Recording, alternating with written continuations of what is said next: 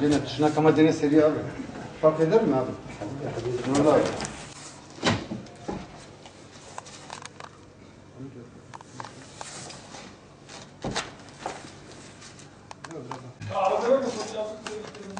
Efendim abi.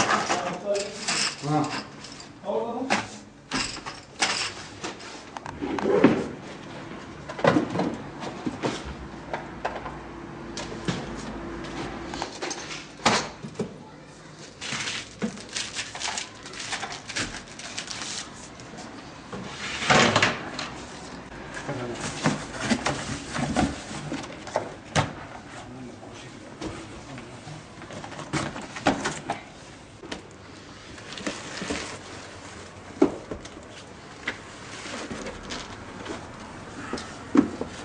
Hiç para vermiyorsunuz.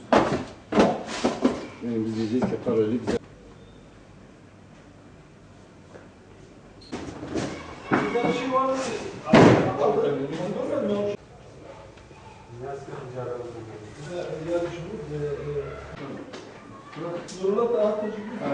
والله شيء واحد جاي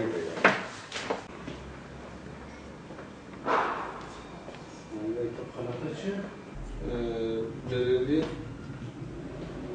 2013-2014 yılı eğitim ve öğretim yılına girmeden evvel umutları olarak her sene yapmış olduğumuz kırtasiye yardımları bu sene devam edecek ve bu hafta sonrasında okulların başlamasıyla birlikte 150 öğrencimize kırtasiye malzemesini ulaştıracağız ve bu konuda da ulaştırmaya da devam edeceğiz. Bu konuda bize yardım ulaştırmak isteyen hayırseverler varsa bizi aracı kılabilirler. 2013-2014 yılı eğitim ve öğretim yılını bütün öğrencilerimize başarılar diliyorum.